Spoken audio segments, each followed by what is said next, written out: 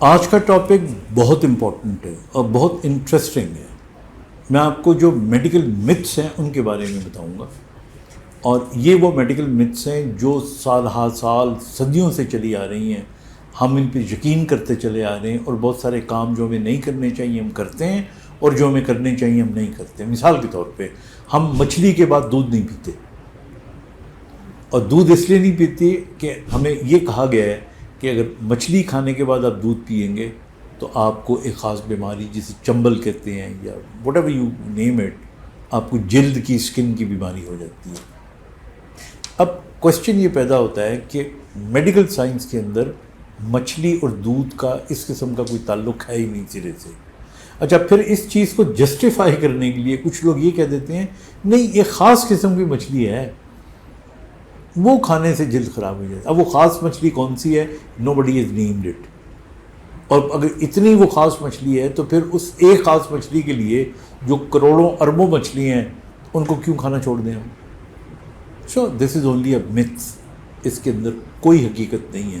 آپ دیکھ لیں، آئی ایم شیور آپ میں سے جو لوگ فار ایسٹ کے علاقوں میں گئے ہوں گے، you go to Japan, Indonesia, ان تمام علاقوں کے اندر، چائنا کے اندر، انڈونیشیا کے اندر میں نے دیکھا ہے لوگ ان کی بنگلہ دیش دیکھ لیں آپ، وہاں پہ اتنی مچھلی کھائی جاتی ہے اور اتنا ہی دودھ پیا جاتا ہے، دہی کھایا جاتا ہے وہاں پہ. سو دس از این ایبسلیوٹلی، یہ ایک متھ ہے، اس میں کوئی سچائی نہیں ہے. دوسری متھ ہمارے یہاں یہ ہے کہ آپ اگر واٹر میلن، جس کو تربوز کہتے ہیں، تربوز کھانے کے فوراً بعد اگر آپ پانی پی لیں گے تو آپ کو ہیضہ ہو جائے گا. اب تربوز کے اندر 90% سے زیادہ، بلکہ 95% سے زیادہ پانی ہوتا ہے، تو پانی کے اوپر پانی پینے سے کون سا ہیضہ ہوگا آپ کو؟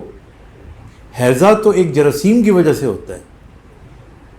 وہ ہیضے کا جراثیم جب تک آپ نہیں کھائیں گے، جب تک آپ کے پیٹ میں نہیں جائے گا، آپ کو ہیضہ ہو ہی نہیں سکتا.